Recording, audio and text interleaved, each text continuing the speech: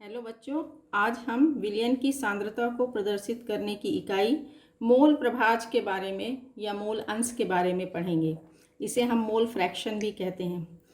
तो इसके लिए सबसे पहले ये समझिए कि किसी विलयन के घटकों माने विलेय या विलायक का मोल प्रभाज घटकों के मोलों की संख्या तथा विलयन में उपस्थित संपूर्ण मोलों की संख्या के अनुपात के बराबर होता है। यदि विलेय के मोल प्रभाज को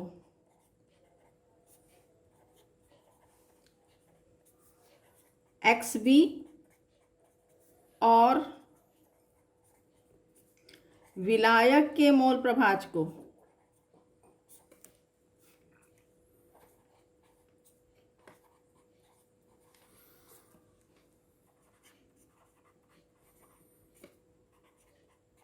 XA से प्रदर्शित करें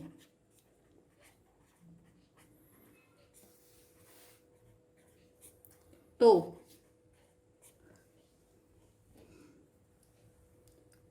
विलेय का मोल प्रभाज बराबर विलेय का मोल प्रभाज को आपने कहाँ से प्रदर्शित किया है? मोल प्रभाज को विलेय का XB से। तो ये बराबर हो जाएगा small n upon small n plus capital N, ठीक। और विलायक का मोल प्रभाज यदि आप कहेंगे तो विलायक का मोल प्रभाज काहे से प्रदर्शित किए हो?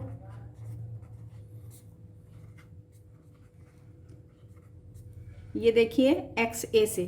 तो ये हो गया XA और ये बराबर हो जाएगा capital N upon small n plus capital N।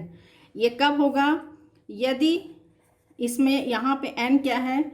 यदि विलेय के मोलों की संख्या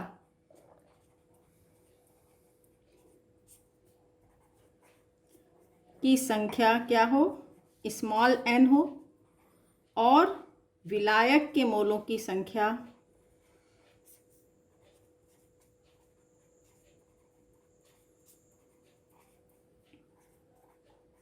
आपने काहे से प्रदर्शित की है? कैपिटल N से।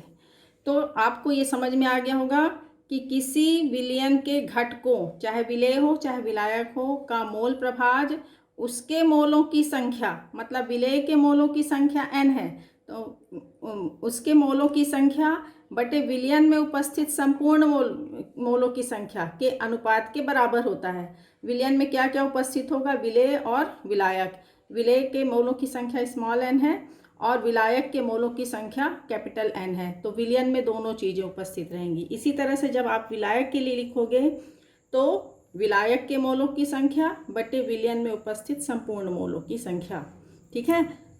तो इस तरह से आप निकालेंगे।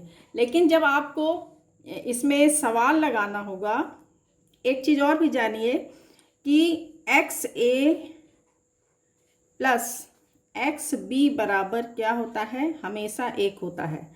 अर्थात XA क्या है? विलायक का मोल प्रभाज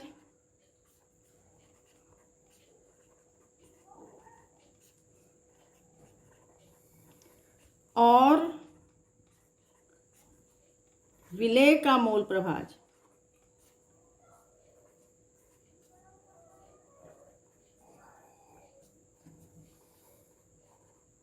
मोल प्रभाज का योग सदैव 1 के बराबर होता है।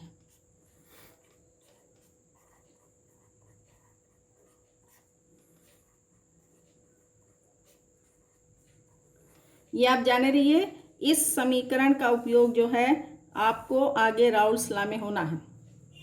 तो जब भी आपको सवाल आएगा इसमें, तो सबसे पहले आपको जब मोल प्रभाज निकालना होगा तो स्मॉल n निकालना होगा और कैपिटल N निकालना होगा और उसके बाद उस वैल्यू को इसमें रखना होगा, तब आप विलेय का या विलायक का मोल प्रभाज निकाल पाओगे।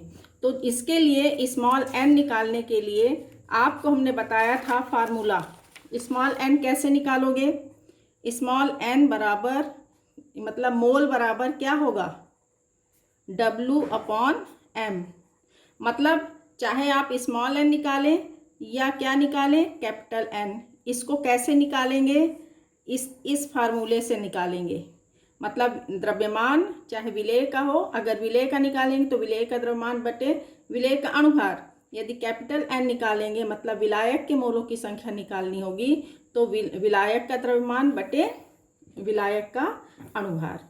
इस तरह से आप पहले स्मॉल n और कैपिटल N निकालेंगे, फिर उस मान को इसमें रखेंगे तो आपको ये पता चल जाएगा।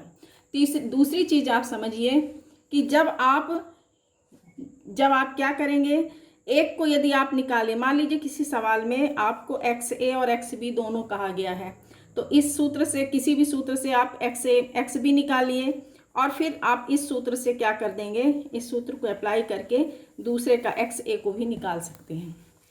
मतलब एक को निकाल करके फिर इस सूत्र की सहायता से दूसरे को निकाल सकते हैं, या इससे भी निकाल सकते हैं। जैसे एक सवाल हम आपको बताते हैं करके।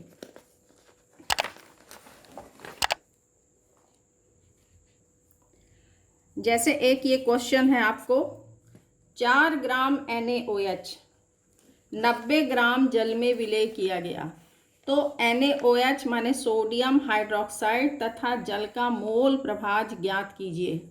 अब देखिए इसमें सबसे पहले मोल प्रभाज निकालना है किसका, NaOH का और जल का।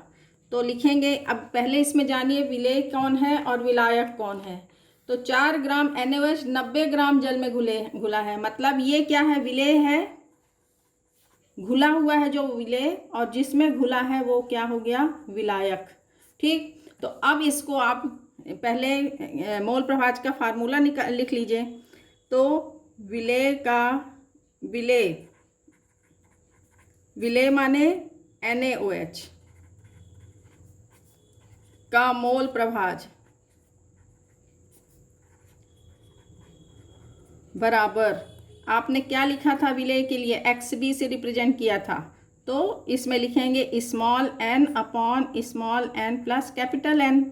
अब सवाल में स्मॉल n कहीं नहीं दिया है और ना कैपिटल N दिया है, तो आपको पहले स्मॉल n निकालना होगा और फिर कैपिटल N, तब उसके मान को इसमें रखोगे तो तब आपको XB ज्ञात होगा। ये XB है। तो पहले निकालिए विलेय NaOH के मोलों की संख्या, मोलों की संख्या कैसे निकालेंगे, स्मॉल W/M। n के लिए क्या फार्मूला बताए हैं, W/M। अब यहाँ पे देखिए W कितना दिया हुआ है, 4 ग्राम, सवाल में क्या दिया है, 4 ग्राम, तो ये 4 हो गया। अब NaOH का अणुभार निकालना है, तो NaOH का अणुभार निकालोगे तो कैसे निकालोगे, ये है देखिए NaOH, तो 23 धन 16 धन 1 बराबर कितना हो गया, 40। तो इस तरह से आप सूत्र की सहायता से आप अणुभार निकालेंगे, तो ये हो गया 40, और जब इसको हल करेंगे तो क्या आ जाएगा, 0.1। ठीक, आपने इस तरह से स्मॉल n निकाल लिया, ये स्मॉल n निकाल लिए आपने। अब इसी तरह से दूसरी चीज़ आप निकालिए, क्योंकि यहाँ पे कैपिटल N भी ज़रूरत पड़ेगी। तो विलायक के मतलब H2O, विलायक क्या है, H2O के मोलों की संख्या, मोलों की संख्या, और इसको आप काहे से प्रदर्शित कर रहे हो, कैपिटल N से, और कैपिटल N बराबर भी आप क्या लिखोगे, W/M। अब इसमें H2O का W कितना दिया हुआ है, 90 ग्राम, तो यहाँ 90 लिखेंगे, और H2O का अणुभार आप निकाल लीजिए। H2O का कितना होता है, 18 होता है, उसको भी आप निकाल लीजिए यहीं पर। H2O 2 धन 16 बराबर कितना हो गया, 18। तो इस तरह से 18 लिख दिए, इसको काटेंगे तो ये क्या आ गया, 5। तो इस तरह से पहले आप स्मॉल n निकाल लोगे, कैपिटल N निकालोगे, तब इसमें मान रख दोगे तो आपको XB पता चल जाएगा। स्मॉल n कितना है, 0.1 अपॉन 0.1 प्लस कैपिटल N आपने कितना निकाला है, 5, तो ये बराबर हो गया 0.1 बटे 5.1। और इसको आप सॉल्व करोगे तो आएगा 0.019। ठीक है, इस तरह से आपने क्या निकाल लिया, XB मतलब NaOH का मोल प्रभाज निकाल लिया। ठीक है, अब आपको हमने फार्मूला, आप उससे भी निकाल सकते हो, लेकिन आपको हमने अभी फार्मूला सरल करने के लिए एक फार्मूला बताया है। XA + XB बराबर क्या लिखे थे, 1 होता है। तो XB आपको मालूम हो गया है तो XA निकाल सकते हो। तो XA बराबर क्या हो जाएगा, 1 - XB। अब इसको मान रख दीजिए, तो ये हो गया 1 - 0.019। इसको आप सॉल्व करेंगे तो कितना आ जाएगा, इसमें 0.981। इस तरह से आप विलेय का और विलायक का मोल प्रभाज निकालिए। XA क्या था, H2O का मोल प्रभाज।